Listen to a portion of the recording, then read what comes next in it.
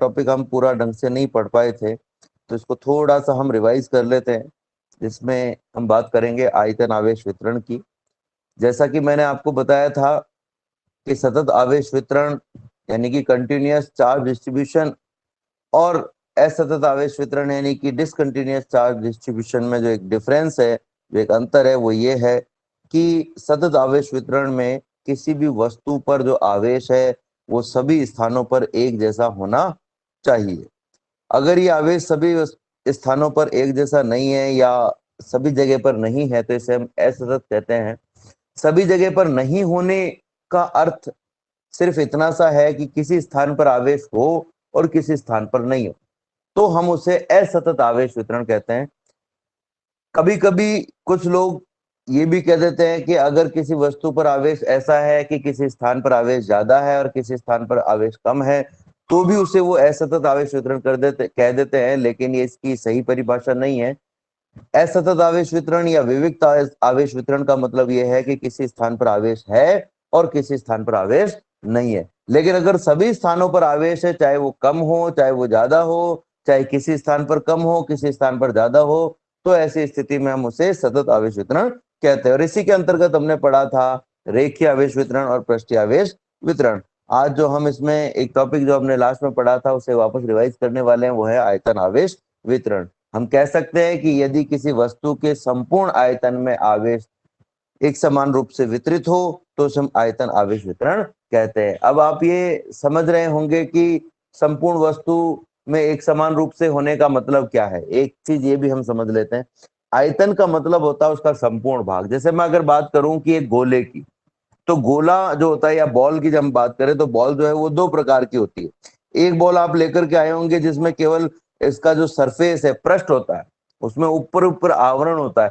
अंदर उसके अंदर कुछ भी नहीं होता, अंदर उसके वायु भरी हुई होती है। और दूसरी जो बॉल है वो ऐसी बॉल है जिसके अंदर भी कोई ना कोई पदार्थ भरा हुआ है, जैसे ठोस बॉल आप कह सकते हो, ठोस गोला आप कह सकते हो, एक खोखला गोला और एक ठोस गोला। अब अगर मैं खोखले गोले की बात करूं और इसको कोई आवेश दिया जाए तो खोखले गोले में जो आवेश है वो सदैव इसके पृष्ठ पर रहेगा, इसके अंदर नहीं रह सकता, क्योंकि वो अंदर कोई भी ऐसा पदार्थ नहीं है जिस पर आवेश रह सके। आवेश के रहने के लिए किसी चालक का होना आवश्यक है। अंदर की तरफ केवल वायु भरी हुई है और वायु में आवेश नहीं रह सकता है, वायु में आवेश नहीं रह सकता है। तो ऐसी स्थिति में जो खोखला गोला है इसके पृष्ठ पर जब आवेश होगा तो हम इसे कहेंगे पृष्ठीय आवेश वितरण। लेकिन मान लीजिए कि यही गोला खोखला गोला नहीं होकर के ठोस गोला है और इसके पृष्ठ के साथ साथ अंदर भी आवेश उपस्थित है, तब ऐसी स्थिति में हम इसे कहेंगे आयतन आवेश वितरण। यानी हम ये भी कह सकते हैं कि खोखली वस्तुओं में जिनका कोई ना कोई आयतन होता है उन पर आवेश वितरण आयतन आवेश वितरण नहीं कहला करके पृष्ठीय आवेश वितरण कहलाता है, क्योंकि खोखली वस्तुओं में केवल पृष्ठ उपस्थित होता है, अंदर कोई भी पदार्थ ऐसा उपस्थित नहीं होता है जिस पर आवेश रह सकता है। इसी प्रकार से मैं एक और उदाहरण लेना चाहूं तो एक खोखले बेलन की हम बात करें या एक ठोस बेलन की बात करें तो खोखले बेलन के केवल पृष्ठ पर आवेश रह सकता है, इसलिए खोखले बेलन में हम पृष्ठीय आवेश वितरण कहेंगे, और जो ठोस बेलन है उसमें हम क्या कहेंगे, आयतन आवेश वितरण कहेंगे। अब अगर मैं घनत्व की बात करूं तो पहले की तरह जैसे हमने पहले कहा था, घनत्व का मतलब क्या है कि मान लीजिए हमारे पास में ये एक पदार्थ है या ये एक मान लीजिए हमारे पास में कोई ऐसी वस्तु है घन आकार की या घनाभ आकार की वस्तु है और इसके संपूर्ण भाग में अंदर भी बाहर भी पृष्ठ भी सब जगह आवेश उपस्थित है, एक जैसा आवेश उपस्थित है। इसके एक छोटे से अल्पांश में जिसका आयतन dv है, अगर dq आवेश हो तो हम अगर घनत्व निकालना चाहें तो हम क्या कहेंगे, आवेश बटा वह स्थान जिस पर ये आवेश उपस्थित है।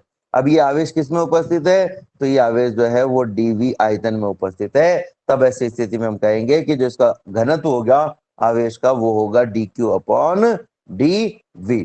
और ये एक नया सूत्र है, दो पुराने सूत्र जो हमने देखे उनमें एक में dq अपॉन dl आया था, एक में dq अपॉन ds आया था, इसमें हमारे पास में है dq अपॉन dv। और चूंकि इसमें dq अपॉन dv हमारे पास में दिया हुआ है तो ऐसी स्थिति में हम क्या कह सकते हैं, एक नया सूत्र है तो नया सूत्र तो नया प्रतीक देना पड़ेगा, और ये नया प्रतीक हमने दे दिया इसको रो। तो हम कह सकते हैं कि आयतन आवेश घनत्व जो है आयतन आवेश वितरण में जो घनत्व निकाल रहे हैं आवेश का, उसे हम रो से व्यक्त करेंगे। और इसका सूत्र क्या हो गया, dq अपॉन dv। जैसा कि मैंने आपको पहले भी बताया था कि यदि आवेश का वितरण संपूर्ण भाग में एक जैसा है, यानी कि आप इस पूरे आयतन में कहीं पर भी dv आयतन ले लो, उसमें dq आवेश ही आता है।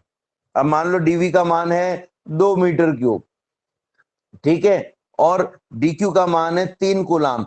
तो आप इस पूरे आयतन में 2 मीटर क्यूब आयतन कहीं पर भी लो और वहां पर 3 कूलाम आवेश ही आवे, तो ऐसी अवस्था में इस सूत्र को dq अपॉन dv को हम क्या कह सकते हैं, इसको एक नए तरीके से भी लिखा जा सकता है। ये हो जाएगा आपके पास में रो बराबर q अपॉन v, रो बराबर q अपॉन v, यानी कि आवेश का वितरण सतत होने के साथ साथ अगर एक समान भी है तो ऐसी अवस्था में इसे हम q अपॉन v कह सकते हैं। लेकिन अगर आवेश का वितरण सतत तो है पर एक समान नहीं है, तब आप इसे q अपॉन v नहीं ले सकते हो, इसे dq अपॉन dv ही आपको लेना पड़ेगा।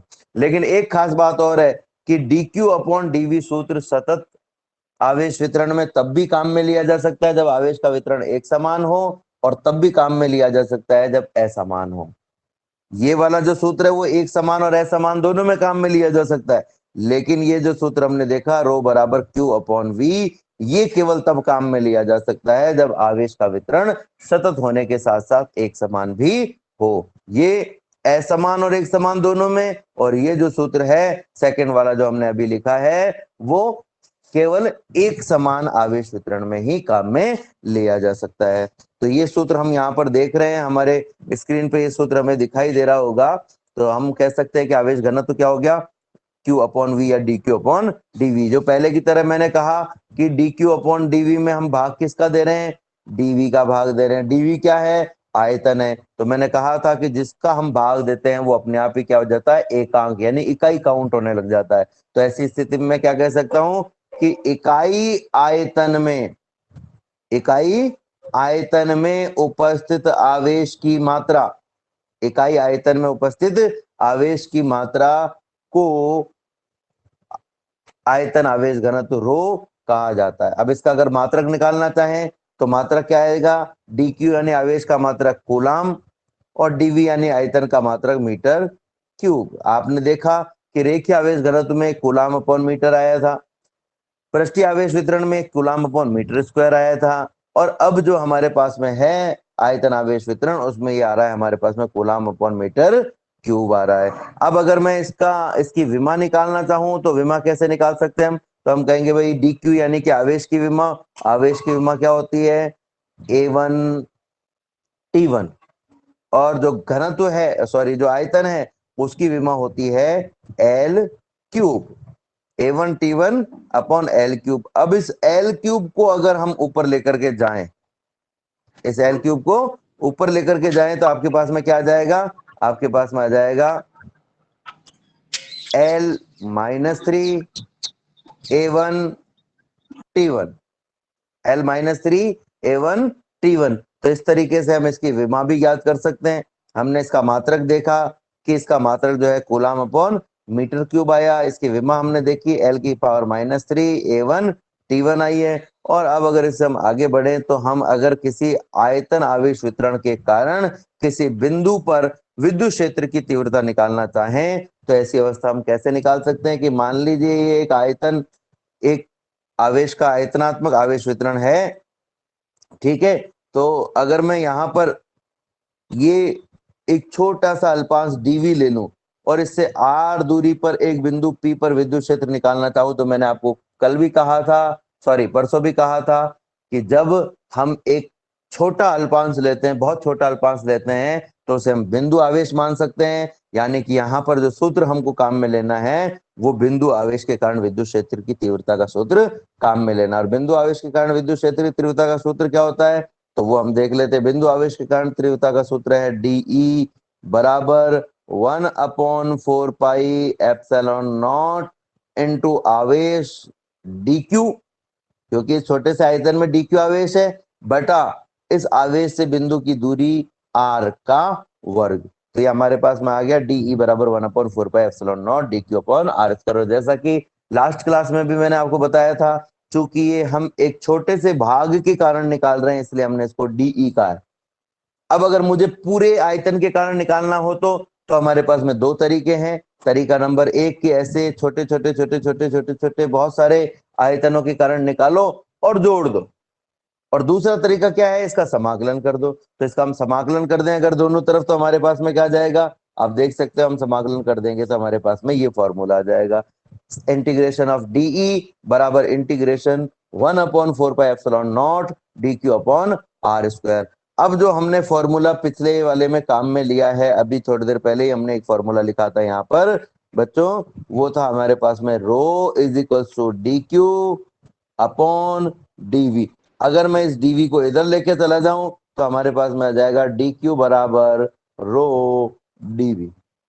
डी क्यू बराबर क्या जाएगा हमारे पास में, रो डीवी। और ये जो डी क्यू की वैल्यू है वो इस समीकरण में जिसके आगे मैंने राइट लगाया हुआ है, इसमें अगर हम रख देंगे तो इससे नेक्स्ट वाली समीकरण हमारे पास में आ जाएगी। तो इस तरीके से हम किसी भी आयतन आवेश वितरण के कारण जो घनत्व है, पृष्ठीय आवेश घनत्व, रेखीय आवेश घनत्व या आयतन आवेश घनत्व निकाल सकते हैं, और उसके कारण हम किसी छोटे अल्पांश से विद्युत क्षेत्र की तीव्रता या इस पूरे भाग से विद्युत क्षेत्र की तीव्रता किसी बिंदु पर जिसकी दूरी उस अल्पांश से या उस पृष्ठ से इतनी हो कि वहां पर विद्युत क्षेत्र कार्य कर रहा हो, यानी अनंत पर नहीं हो बिंदु, तो हम विद्युत क्षेत्र की तीव्रता ज्ञात कर सकते हैं। यहाँ पर हमने 1/4πε0 को बाहर ले लिया है, क्योंकि 1/4πε0 में 4 पाई और एप्सिलॉन नॉट ये तीनों ही एक कांस्टेंट राशि है, जबकि हमने रो डीवी और आर स्क्वायर को काम बाहर नहीं लिया है।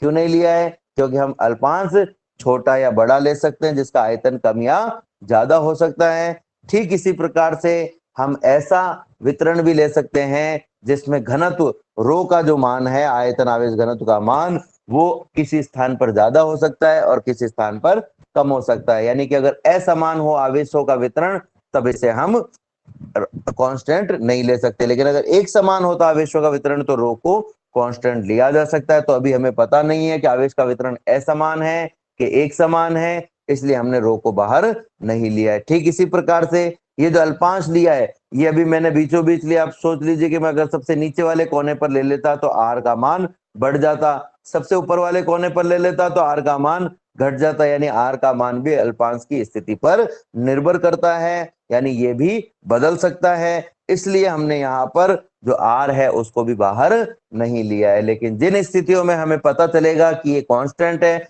इनको भी हम बाहर ले सकते हैं। यहाँ पर आप देख रहे होंगे स्क्रीन पर आपको एक न्यूमेरिकल दिखाई दे रहा है। ये न्यूमेरिकल अभी हम सॉल्व नहीं करेंगे, इसलिए क्योंकि ये न्यूमेरिकल इस फॉर्मूले पर आधारित नहीं है, लेकिन ऐसे फॉर्मूले पर आधारित है जो इस फॉर्मूले से, यानी कि आवेश घनत्व के फॉर्मूले से हमें ज्ञात होता है। ये फॉर्मूला हम आगे पढ़ेंगे। आगे हमारे पास में 3 टॉपिक और हैं। एक है गाउस का नियम, एक है गाउस के नियम की उत्पत्ति, और एक है गाउस के नियम के अनुप्रयोग। गाउस के नियम के अनुप्रयोग जो है उसमें फिर से हम 3 टॉपिकों में इसको बांटेंगे। किसी अनंत रेखीय तार के कारण, इसमें हम निकालेंगे किसी प्लेट के कारण, और फिर हम निकालेंगे किसी गोलीय कोश या चालक गोले के कारण।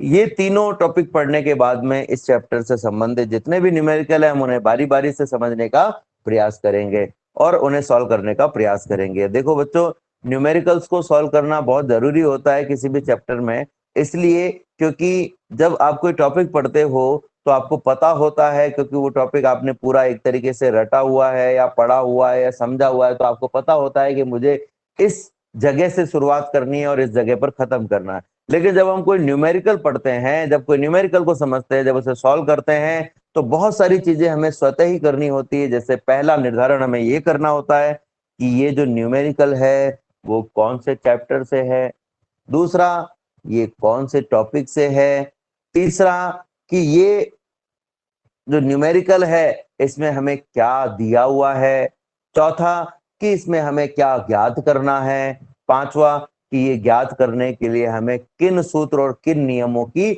आवश्यकता पड़ेगी। और ये सारी चीजें आपको सोचनी है, हमें सोचनी है। और जब हम सोचेंगे तो हमारा जो दिमागी स्तर है वो थोड़ा सा इस चैप्टर के हिसाब से हम देखें तो इस चैप्टर में जो हमारा लेवल है हमारे माइंड में, इस चैप्टर का जो भी लेवल होगा समझने का, वो थोड़ा और बढ़ जाएगा। न्यूमेरिकल का सबसे बड़ा फायदा ये है कि आपके सोचने समझने की जो क्षमता है वो बहुत तेजी से बढ़ने लगती है, और जब सोचने समझने की क्षमता बहुत तेजी से बढ़ेगी तो डेरिवेशन जो है, जिनको आप कहते हो कि मेरे को समझ में नहीं आया, ये मुझे याद नहीं रहता है, वो बड़ी आसानी से याद रह जाएंगे, और आपको पता चल जाएगा कि हर एक लाइन के बाद में जो दूसरी लाइन हम लिखते हैं उसका क्या कारण है। हर एक लाइन के बाद में दूसरी लाइन लिखने का एकमात्र कारण यह है कि हम एक निश्चित गंतव्य तक, एक निश्चित सूत्र तक पहुंचना चाहते हैं, और उसके लिए हम केवल सही सूत्र काम में ले सकते हैं, उसके अलावा हमारे पास में कोई रास्ता नहीं है। जैसे आपने देखा होगा गणित में जब आप प्रश्नावलियां सॉल्व करते हो तो आप उत्तर माला में से उत्तर चेक करते हो, लेकिन जिसने उत्तर माला बनाई उसने किस में से चेक किया होगा, ये भी एक मूल प्रश्न हमारे सामने है। ये भी तो एक हमारे पास में मूल प्रश्न है कि भाई जिसने उत्तर माला बनाई उसने कहां से चेक करके उत्तर लिखे, उसके पास तो उत्तर थे ही नहीं, तो उसने बारी बारी से स्टेप बाय स्टेप उसको सॉल्व किया, और उसे पता था कि मैंने सारे स्टेप में जो सूत्र काम में लिए हैं वो सही काम में लिए हैं, इसलिए आंसर भी सही होगा। और जैसे ही उसने इन चीजों का बोध कर लिया कि आंसर सही होगा क्योंकि हमने सही सूत्र काम में लिए हैं, सही स्टेप काम में लिए हैं, तो वो अपने आप ही जो आंसर है वो उत्तरमाला बन जाता है। अब मैं अपने अगले टॉपिक पर, सबसे इंपॉर्टेंट टॉपिक पर, जिसकी मैंने सुबह क्लास शुरू होते ही बात की थी, उस पर मैं आऊंगा, वो है गाउस का नियम। गाउस का नियम क्या है? गाउस का जो नियम है वो कब लागू होता है, किन परिस्थितियों में लागू होता है, ये हमें समझना है, और ये एक्चुअल में है क्या। तो देखिए, सबसे पहली बात तो गाउस का नियम जो है वो हमेशा किसी भी बंद पृष्ठ पर लागू होगा। अब देखो, बंद पृष्ठ का मतलब क्या होता है? बंद पृष्ठ का मतलब होता है ऐसी आकृति जो पृष्ठों द्वारा बंद हो। जैसे आपके घर में मान लीजिए कि एक थाली है, ठीक है, उसकी किनारों को आपने काट दिया। एक थाली है, उसके किनारों को आपने काट दिया, और उस थाली को जब किनारों से काट दोगे तो आपके पास में एक वर्ताकार चक्ति बन जाएगी। अब मान लीजिए इस चक्ति के पृष्ठ पर आवेश है, दोनों तरफ आवेश है, ठीक है, तो हम इसे बंद पृष्ठ नहीं कह सकते, क्योंकि ये चक्ति पृष्ठ द्वारा बंद नहीं हुई है, ये चक्ति एक रेखा द्वारा बंद है, ठीक है। लेकिन इसी की जगह अगर मैं बॉल लेता तो आप देखेंगे कि इसी प्लेट को एक तरीके से, या एक कागज को आपने मोड़ करके कभी बचपन में कागज से, कपड़े से बॉल बनाई होगी, और उसको मोड़ करके आप क्या करते हो, एक गोले जैसा बंद पृष्ठ बना लेते हो। इसी प्रकार से अगर मैं अगर मैं घनाभ लूं, तो ये एक मैंने घनाभ ले लिया, ये घनाभ है मेरे पास में, ठीक है, या घन है, तो आप देख सकते हो इसमें ये एक पृष्ठ है, एक पृष्ठ इधर है, एक पृष्ठ इधर है, एक पृष्ठ इधर है, एक पृष्ठ इधर है, ठीक है, एक पृष्ठ सामने की ओर है, तो ये 6 पृष्ठों से बंद आकृति, 6 पृष्ठों से बंद आकृति है। जैसे आपका कमरा जिसमें आप बैठे हो, तो आप देख सकते हो कि ये 4 दीवार, एक फर्श और एक छत के द्वारा बंद आकृति है। ऐसी अवस्था में हम इस को एक बंद पृष्ठ कह सकते हैं। तो बंद पृष्ठ का मतलब क्या है? बंद पृष्ठ का मतलब एक पृष्ठ नहीं है, बंद पृष्ठ का मतलब पृष्ठों द्वारा बंद है, और अगर एक पृष्ठ है तो उस एक पृष्ठ के द्वारा भी वो बंद है। सोचो कि वो आवरण ऐसा है कि उसमें से कोई बाहर नहीं निकल सकता, किसी भी दिशा से बाहर नहीं निकल सकता, कि इसके अंदर घुस गया तो बाहर नहीं निकल सकता। मुझे सोच के बताओ कि अगर आपके पास में एक धातु की प्लेट होती, जैसे जिसमें आप खाना खाते हो, थाली जिसमें आप खाना खा रहे हो, तो उस प्लेट में अगर कोई आवेश हम रख देते, तो वो आवेश, ये प्लेट है, वो आवेश इधर से नहीं निकल सकता था, इधर से नहीं निकल सकता था, इधर से नहीं निकल सकता था, इधर से नहीं निकल सकता, इधर से नहीं निकल सकता, क्योंकि इधर तो ये बाउंड्री है, लेकिन सामने या पीछे की तरफ से निकल सकता, क्योंकि वहां कोई भी बाउंड्री नहीं है, ठीक है। पर इसी की जगह अगर मैं बेलन ले लेता, अब आप देखोगे कि ये बेलन क्या चीज है, तो आप ये जो प्लेट जो काटी आपने, ऐसी बहुत सारी प्लेटों को अगर आप एक साथ रख दो तो वो क्या बन जाएगा? बेलन बन जाएगा। मान लीजिए आपके पास में एक बेलन है, ठीक है, ये जो बेलन है, इस बेलन को अगर आप देखोगे तो एक तो बीच वाला वक्रीय पृष्ठ है, ये जो घूमा हुआ है, एक ऊपर वाला पृष्ठ है, और एक ये नीचे वाला पृष्ठ है। 3 पृष्ठों से घिरी हुई एक आकृति है, जिसमें ये बंद आकृति है। तो बंद होनी चाहिए, और बंद कैसी होनी चाहिए? पृष्ठों द्वारा बंद होनी चाहिए। अब दूसरी बात यह है कि साहब अगर बंद नहीं हो तो फिर काल्पनिक रूप से आपको बंद माननी पड़ेगी, आपको कल्पना करना पड़ेगा कि यहां पर एक बंद आकृति है। ठीक है, अब इसमें भी एक प्रश्न हमारे पास में आएगा, लेकिन उस पर हम चलेंगे। दूसरी जो महत्वपूर्ण चीज है, गाउस का नियम किस पर कब लागू होगा? हम कहेंगे गाउस के नियम को लागू जब हम कर रहे हैं तो हम ये कह रहे हैं कि ये जो बंद पृष्ठ है, इसके अंदर जो आवेश है, उस अंदर वाले आवेश पर ये नियम लागू होगा, इस बंद पृष्ठ के बाहर वाले आवेश पर ये नियम लागू नहीं होगा। मान लीजिए कि ये आपके पास में एक बॉल है, देखो ये हमारा जो व्हाइट बोर्ड है, जो फोन है, उसकी स्क्रीन पर जब मैं ये वृत्त बना रहा हूं, ठीक है, तो गोले के लिए भी मुझे वृत्त बनाना पड़ेगा और वृत्त के लिए भी मुझे वृत्त ही बनाना पड़ेगा, क्योंकि यहाँ कोई 3D डायग्राम नहीं है। लेकिन इसको समझाने के लिए मैं एक थोड़ा सा इसमें ये कर देता हूं कि मैं इसको थोड़ा सा यू दिखा देता हूं। ठीक है, ये इस तरीके से, ये एक बंद है। बंद का मतलब क्या है? एक बॉल है आपके पास में, इस बॉल के अंदर मान लीजिए 50 कूलाम आवेश है सपोज, ठीक है, और बाहर 3 कूलाम आवेश है। इस पृष्ठ के बाहर, या पृष्ठ के बाहर का मतलब पृष्ठ के ऊपर नहीं, बिल्कुल बाहर, बिल्कुल बाहर, इससे टच में ही नहीं है, ये मान लो आप तो। ठीक है, तो ऐसी अवस्था में जो गाउस का नियम है वो केवल इस बॉल के अंदर वाले आवेश पर लागू होगा, इस आवेश पर लागू नहीं होगा। यानी कि गाउस का नियम बंद पृष्ठ के अंदर उपस्थित जो आवेश है उस पर लागू होता है, बाहर वाले आवेश पर लागू नहीं होता है। तो अब ये नियम क्या कहता है? ये नियम ये कहता है कि किसी बंद पृष्ठ से, किसी बंद पृष्ठ से संबद्ध विद्युत फ्लक्स, ये विद्युत फ्लक्स, किसी भी बंद पृष्ठ से संबद्ध विद्युत फ्लक्स उस पृष्ठ में उपस्थित, उस पृष्ठ के अंदर उपस्थित, उस आकृति के अंदर उपस्थित जितना भी आवेश है उस सबको जोड़ दो, यानी इसका कुल आवेश निकाल लो, उस कुल आवेश का 1/ε गुना होता है। अब अगर मान लो ये एक बेलन है और इसके सर। इस बेलन के, हाँ सर। आदित्य सिंह बोलिए, बोलिए। हाँ सर, आवाज नहीं आई सर, एक बार वापस बताना सर इसका। वापस बता देता हूं मैं। देखिए गाउस का नियम क्या कह रहा है? गाउस का नियम कह रहा है कि किसी भी बंद पृष्ठ, ये बंद पृष्ठ है, कोई सा भी बंद पृष्ठ है, बेलन है, इसमें 3 बंद पृष्ठ है। बेलन आपने घर में देखा है? चलो बेलन को छोड़ देते हैं। आपने कोई पाउडर का डब्बा देखा होगा, ऐसा डब्बा जो बीच में से वक्राकार हो, या फिर हम कह सकते हैं कि आपके पास में इसका और क्या उदाहरण ले सकता हूँ? आपने फूकनी देखी? मम्मी ने चूल्हा जलाने के लिए फूकनी काम में लेते हैं, एक बेलनाकार। अगर मैं उसके दोनों सिरों को बंद कर दूं तो आपके घर में अनाज की टंकी होगी, पानी की टंकी होगी, आटा रखने की टंकी होगी, है ना? वो यस। एक बेलनाकार वस्तु है और उसमें ऊपर ढक्कन लगा हुआ है, नीचे सरफेस है और बीच में वक्राकार पृष्ठ है। तो ऐसी आकृति को हम बंद पृष्ठ कह सकते हैं। लेकिन अगर मान लो ऊपर ढक्कन नहीं होता, नीचे वक्राकार पृष्ठ नहीं होता, नीचे वृत्ताकार पृष्ठ नहीं होता, तो इसको हम बंद आकृति नहीं कहते। तो ये जो बंद आकृति है उसमें कितने पृष्ठ हैं? 3 पृष्ठ हैं, एक ऊपर वाला पृष्ठ, एक ये वाला पृष्ठ और एक बीच वाला पृष्ठ। इसमें 3 पृष्ठ हैं, एक ऊपर वाला पृष्ठ है, एक नीचे वाला पृष्ठ है और एक बीच वाला पृष्ठ है। तो हम क्या कह रहे हैं कि ये जो टंकी है, ये जो घर में अनाज की टंकी है या पानी की टंकी है, या हमने वो पाउडर का डब्बा कहा, या ऐसी कोई भी आकृति है, आप जिस बंद कमरे में बैठे हो उस कमरे को हम कह देते हैं ये कमरा है। इस कमरे में इसके जितने भी पृष्ठ हैं, तो आप देखोगे कमरे के 6 पृष्ठ हैं। टंकी की हमने बात की तो उसके 3 पृष्ठ हैं, ठीक है।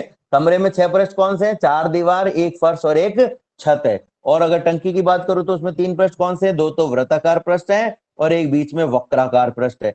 इन सभी पृष्ठों से जो टोटल विद्युत फ्लक्स निर्गत होगा, वो टोटल विद्युत फ्लक्स जो है, इन सभी पृष्ठों से जो टोटल विद्युत फ्लक्स जो निर्गत होगा, वो टोटल विद्युत फ्लक्स का जो मान है फाई, वो हमेशा कितना आएगा? वो हमेशा इस आकृति के अंदर, यानी आपके इस कमरे के अंदर, इस कमरे के पृष्ठ पर, कमरे के अंदर और कमरे के पृष्ठ, कमरे के पृष्ठ पर जो आवेश होगा, यानी दीवार के ऊपर जो आवेश होगा उसे भी कमरे का ही आवेश माना जाएगा, छत पर जो आवेश होगा उसको भी कमरे का आवेश माना जाएगा, फर्श पर जो आवेश होगा उसको भी कमरे का आवेश माना जाएगा, कमरे के बीच में जो आवेश होगा उसको भी कमरे का आवेश माना जाएगा।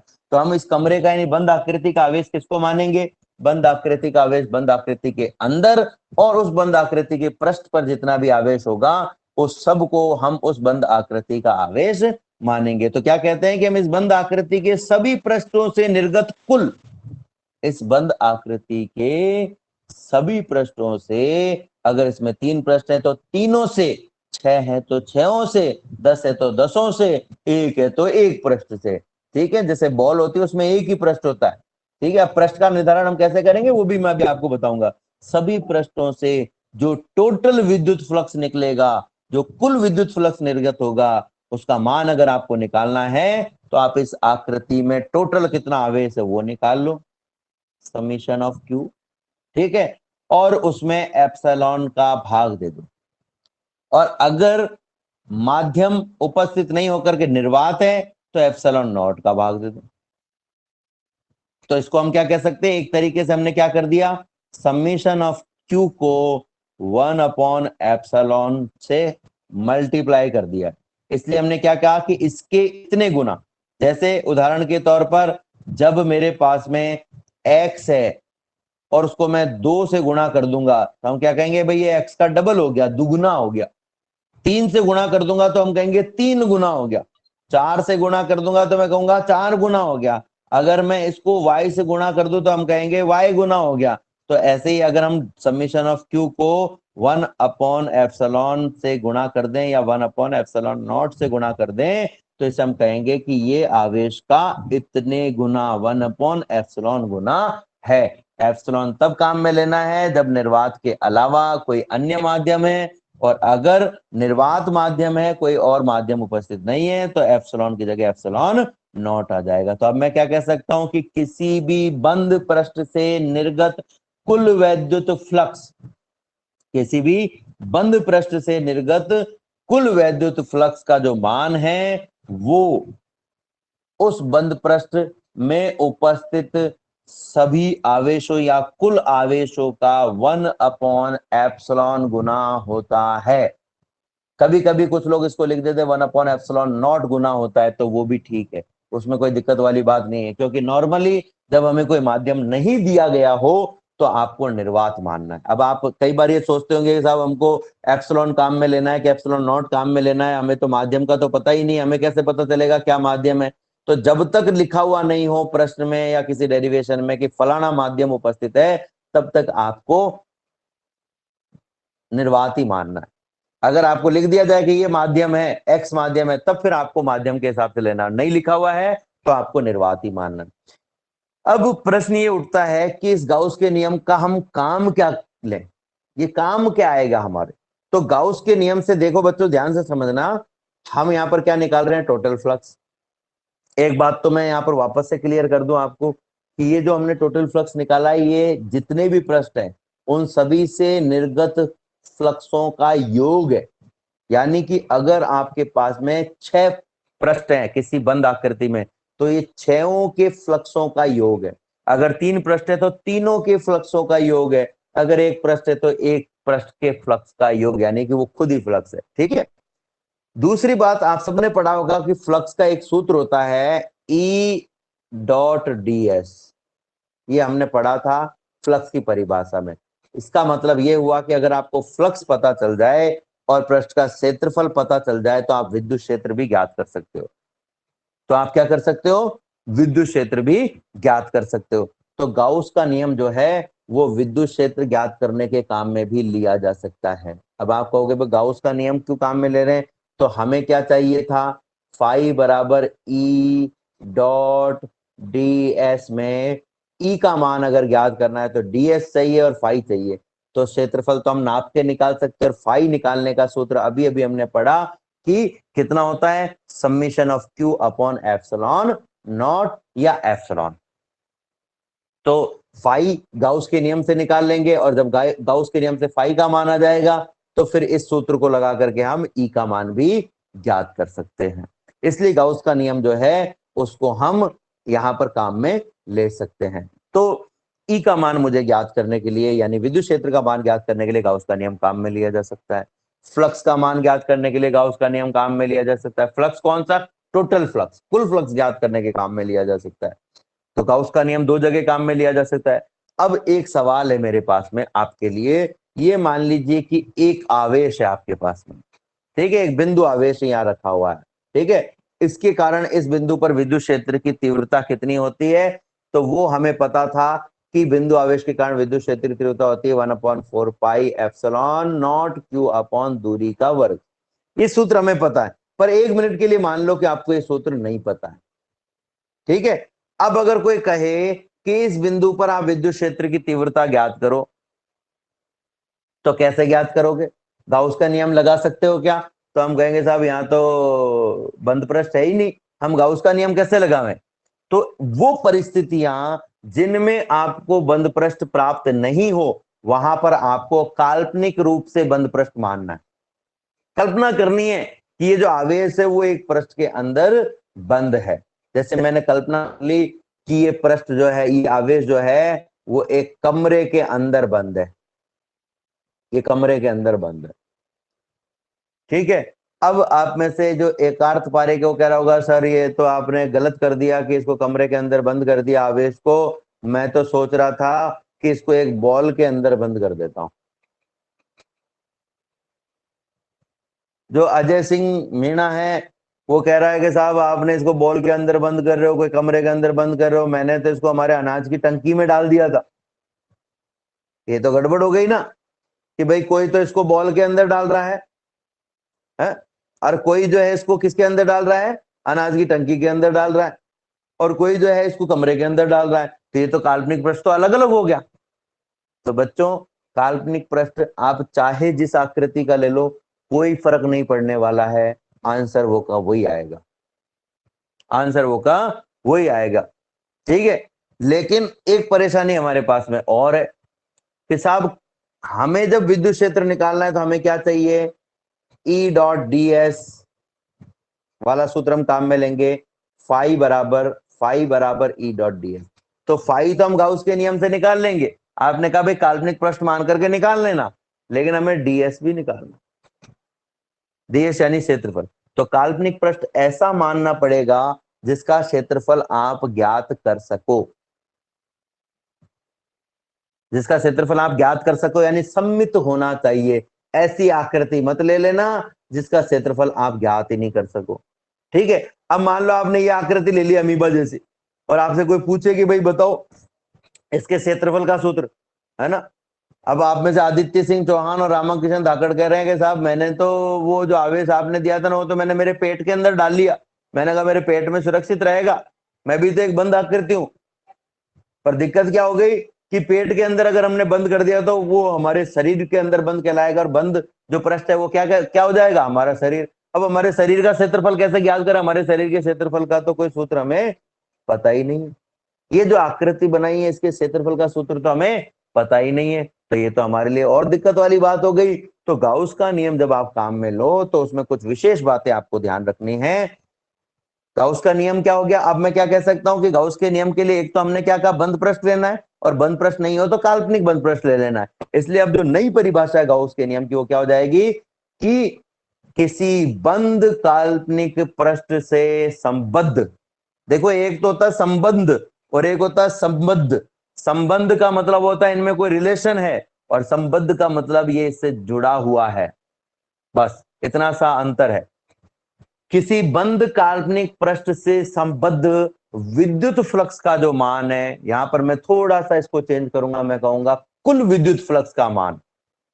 इस नियम से हम कुल विद्युत फ्लक्स का मान निकालेंगे, किसी एक पृष्ठ से निर्गत विद्युत फ्लक्स का मान नहीं निकालेंगे। अगर आप कमरे की बात कर रहे हो तो आप किसी एक दीवार का फ्लक्स इस सूत्र से ज्ञात नहीं कर सकते हो, इससे आप इस पूरे कमरे का फ्लक्स ज्ञात कर सकते हो, लेकिन एक दीवार का नहीं ज्ञात कर सकते। इसलिए मैं कुल फ्लक्स कह रहा हूं।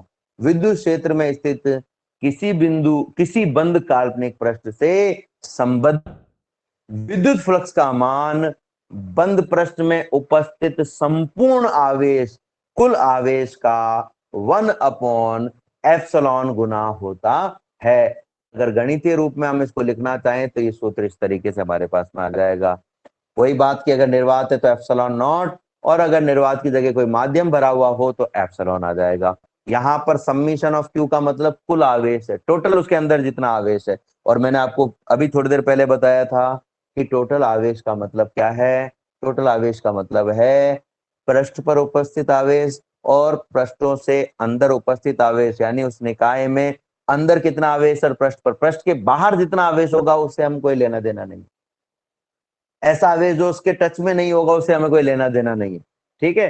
अब गाउस का नियम जब आप काम में लोगे तो गाउस के नियम के लिए हमें किन किन चीजों का ध्यान रखना है। एक तो मैंने कहा कि जो काल्पनिक पृष्ठ लो वो ऐसा लेना जिसका पृष्ठीय क्षेत्रफल आसानी से ज्ञात कर सको।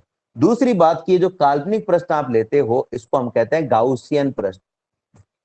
ठीक है। आप में से कई बच्चे कह रहे होंगे सर काल्पनिक पृष्ठ जब हम ले रहे हैं तो कल्पना तो सबकी अलग अलग हो सकती है ना। कोई कल्पना में, जैसे आपने अभी थोड़ी देर पहले कहा, कोई तो उसको बॉल में बंद मान रहा है तो बॉल का यानी गोले का क्षेत्रफल का सूत्र हमें पता है 4πr² होता है। कोई बेलन में बंद मार रहा है तो बेलन का भी हमें पता है कि 2πrl होता है। और अगर कोई इसको कमरे का मान रहा है, नहीं घन का मान रहा है, तो घन का भी हमें पता है क्षेत्रफल का सूत्र क्या होता है ना। 6 इंटू भुजा स्क्वायर होता है। घन आप मानेंगे तो 2 इंटू लंबाई इंटू चौड़ाई प्लस चौड़ाई इंटू ऊंचाई प्लस ऊंचाई इंटू लंबाई होता है। तो ये तीनों ही हमें पता है। तो फिर क्या हम तीनों ले सकते हैं? हाँ बिल्कुल, आप तीनों ले सकते हो।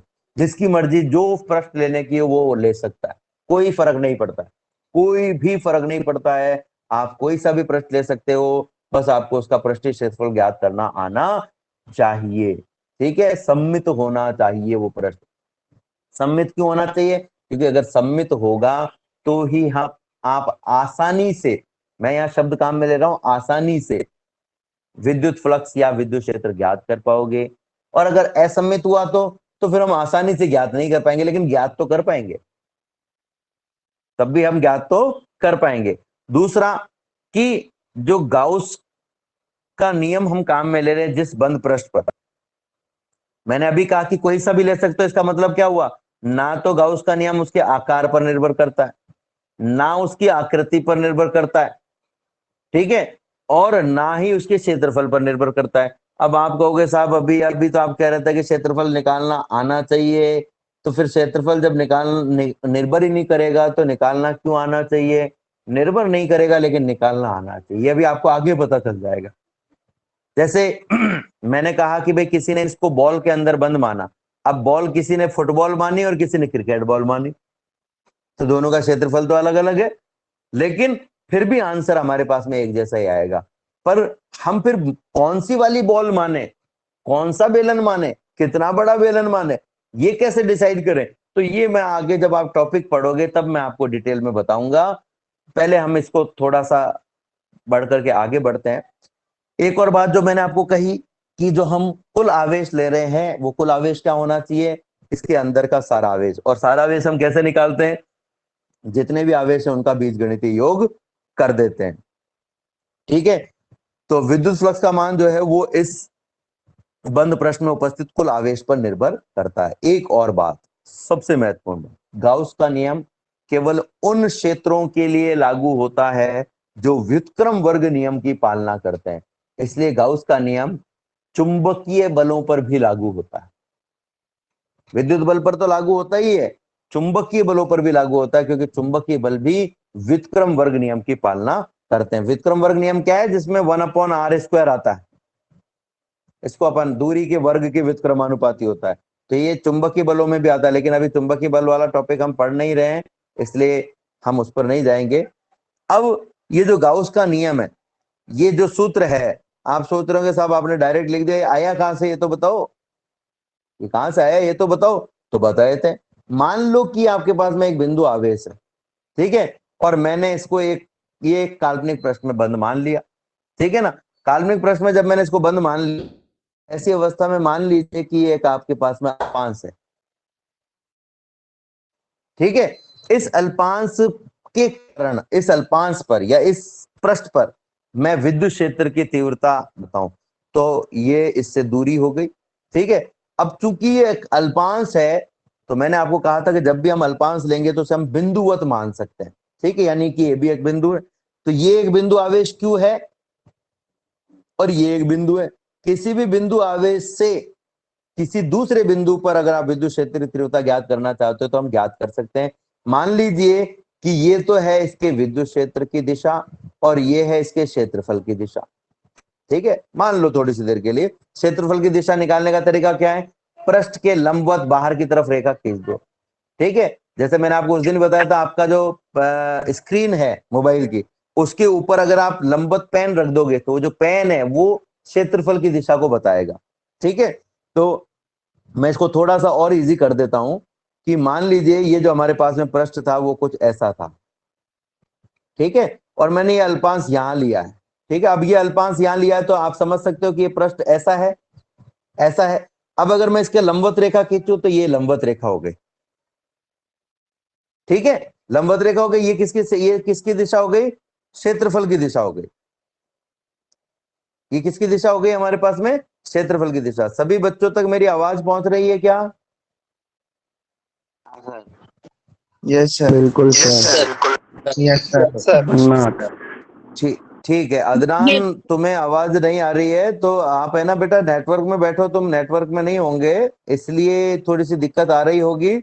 मैं फिर से बात को दोहरा दूंगा, आप चिंता नहीं करें, मैं एक बात को 2 बार दोहरा दूंगा तो उससे क्लियर हो जाएगा। एक बार अगर आवाज नहीं पहुंचेगी तो दूसरी बार पहुंचेगी। फिर से मैं बता देता हूँ कि एक बिंदु आवेश है, ये एक पृष्ठ है। अब अगर मैं इस पृष्ठ के क्षेत्रफल की दिशा निकालना चाहूं तो पृष्ठ के क्षेत्रफल की जो दिशा है वो किस तरफ होती है, मैंने आपको बताया था पृष्ठ के लंबवत होती है। तो ये पृष्ठ है, अब इस पृष्ठ के लंबवत किधर हो गई, ये क्षेत्रफल की दिशा हो गई, ठीक है। ये ds क्षेत्रफल की दिशा हो गई और ये बिंदु आवेश है।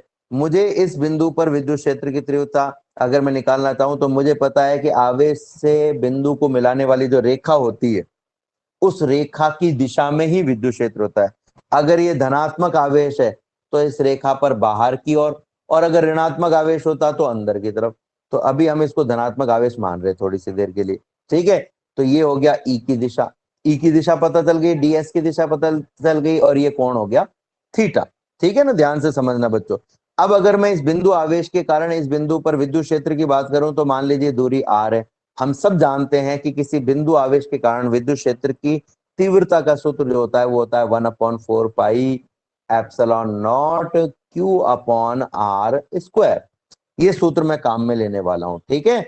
अब समझते हैं अपन इस टॉपिक को, तो बड़ी आसानी से आपको ये समझ में आ जाएगा, आपको कोई दिक्कत इसमें नहीं आएगी, ये मेरी गारंटी है। हमने देखा कि एक बिंदु आवेश है, इस बिंदु आवेश के कारण हमें r दूरी पर एक विद्युत क्षेत्र ज्ञात करना है। ये विद्युत क्षेत्र E है, E बराबर हो गया 1/4 pi epsilon not q upon r square. अब अगर मैं इस छोटे से अल्पांश, ये जो आपको गहरा काला दिखाई दे रहा है जहां पर ये दोनों रेखाएं E और ds की रेखा खींची गई है, ये चित्र में ये जो आपको गहरा काला दिखाई दे रहा है ये वाला भाग, ये वाला भाग, इस भाग से अगर मैं विद्युत फ्लक्स निकालना चाहूं तो हम कहेंगे विद्युत फ्लक्स का सूत्र क्या होगा, डी फाई बराबर E D S cos theta. वैसे सूत्र क्या होता है, डी फाई बराबर ई डॉट डी एस, ठीक है, और दोनों पर तीर का चिन्ह। लेकिन इस डॉट को हटाते हैं तो डॉट की जगह क्या आ जाता है हमारे पास में, E D S cos of theta, जहां पर थीटा क्या है, ई की दिशा और ds की दिशा, ई की दिशा और ds की दिशा के बीच का कोण, ई की दिशा और ds की दिशा के बीच का कोण है। तो हमारे पास में सूत्र आ गया है डी फाई बराबर E D S cos of theta. अब अगर मैं यहाँ पर थीटा की जो वैल्यू है वो भी मैं काम में लूंगा, लेकिन ई की वैल्यू रखना चाहूं तो ई की जो वैल्यू है वो होती है 1/4 pi epsilon not q upon r square. बिंदु आवेश के कारण हमने एक ही आवेश लिया इसलिए हमने ये सूत्र लिख दिया, ठीक है, ds cos थीटा। अब अगर मैं इसमें से इसका पूरे पृष्ठ के लिए अगर फ्लक्स निकालना चाहता तो फिर वही तरीका कि छोटे छोटे भागों के कारण निकालो और जोड़ दो और या फिर समाकलन कर दो। समाकलन का मतलब भी यही होता है, तो हमने समाकलन कर दिया, ये समाकलन कर दिया। इस समाकलन में से क्या क्या बाहर आ रहा है, तो हम कहेंगे साहब 4 तो कांस्टेंट, इसको बाहर ले सकते हो, पाई को कांस्टेंट को बाहर ले सकते हैं, एप्सिलॉन को, और वो जो आवेश है वो भी एक ही है तो वो भी कांस्टेंट ही है, वो बदल तो ना रहा है। अगर आप इस चित्र में ये पृष्ठ यहाँ की जगह यहाँ ले लोगे, यहाँ की जगह यहाँ ले लोगे, यहाँ की जगह यहाँ ले लोगे, या बड़ा ले लोगे या छोटा ले लोगे, तो भी ये आवेश तो बदलेगा ही नहीं। और अगर आवेश नहीं बदलेगा तो ऐसी अवस्था में जब आवेश नहीं बदलेगा तो इसको भी हम क्या कर सकते हैं, कांस्टेंट ले सकते हैं। ठीक है, हम इसको क्या कर सकते हैं, कांस्टेंट ले सकते हैं। तो फिर से मैं बता रहा हूं, यहां पर हम क्या कर रहे हैं, यहां पर ये जो सूत्र है 1/4πε0 Q/r² ds cos थीटा, इसमें से हम कांस्टेंट को बाहर निकाल रहे हैं जो निर्भर नहीं करता है। किस पर निर्भर नहीं करता है, तो हम यहाँ समाकलन ds के सापेक्ष कर रहे हैं, यानी अल्पांश के क्षेत्रफल पर या अल्पांश की स्थिति पर निर्भर नहीं कर रहा है। तो कौन कौन नहीं कर रहा है, एक तो 4 नहीं कर रहा है, एक पाई नहीं कर रहा है, एक एप्सिलॉन नॉट नहीं कर रहा है और एक क्यू नहीं कर रहा है। तो ये चारों को मैंने बाहर निकाल लिया। अब अंदर क्या रह गए, एक तो ds रह गया, एक cos थीटा रह गया और एक r² रह गया। अब बेटा ये थोड़ा सा आपके लिए याद करने वाली चीज है। आपके लिए याद करने वाली चीज क्यों है, क्योंकि गणित वालों को तो ये पता है, गणित में तो ये काम में आता है, ठोस कोण निकालना। ठोस कोण और कोण में अंतर होता है। कोण जो है वो एक रेखा और दूसरी रेखा, दो किरणों के बीच का होता है। ठीक है, जैसे आप अपनी पहली उंगली और दूसरी उंगली को थोड़ा सा दूर दूर करोगे तो उन दोनों के बीच में कोण बन रहा है। लेकिन ये जो रेखा है, ये रेखा नहीं होकर के, ये जो रेखा, ये रेखा नहीं होकर के पृष्ठ होती।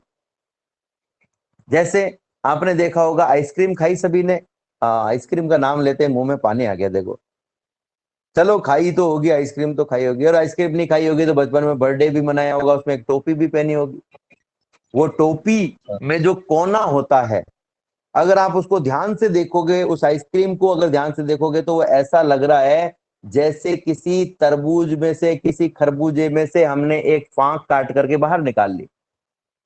ये गोला है, ठीक है, इस गोले में से अगर मैं इतना सा, गोला है, व्रत नहीं कहा है मैंने, इतना सा हिस्सा काट करके बाहर निकाल लूं तो इसमें भी तो एक कोना बन रहा है। जैसे ये दो रेखाओं के बीच में एक कोना बन रहा है, वैसे इस आइसक्रीम के कोन में भी एक कोना बन रहा है।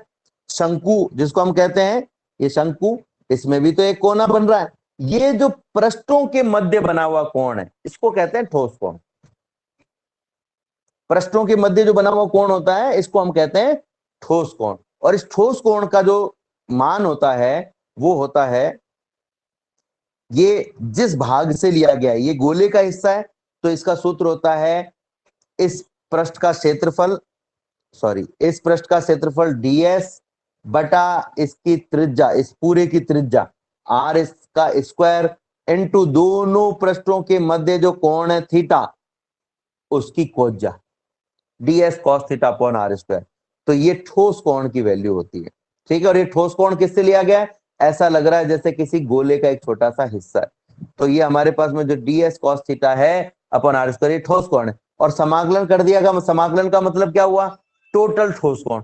तो जैसे एक वृत्त, ये एक वृत्त है, इस वृत्त का टोटल कोण कितना हो सकता है, यहां से लेकर के पूरा घूम के आओ तो कितना हो सकता है, 360 डिग्री। 360 डिग्री का मतलब क्या होता है, ये अपने भाई पीछे माइक बंद करो। 360 डिग्री का मतलब क्या है, 360 डिग्री का जय सिंह राठौड़ माइक बंद करो, जय सिंह राठौड़ माइक बंद करो।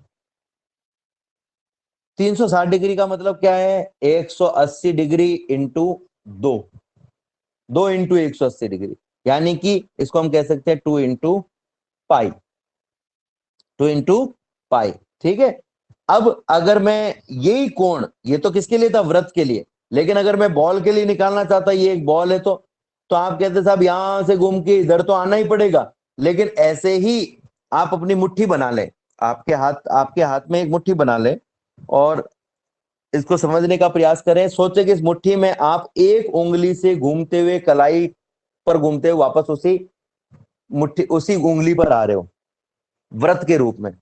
अब आप इसको क्या करें कि इसके ठीक 90 डिग्री पर एक वापस से व्रत बनाएं। आपने देखा होगा कि अगर आपके पास ऊन का गट्टा, देखा किसी ने ऊन का गट्टा, मम्मी के पास में होता है ना ऊन का गट्टा, उसमें क्या करते हैं, वो धागे को कैसे लपेटते हैं, चारों तरफ बार बार अलग अलग व्रत बनाते जाते हैं।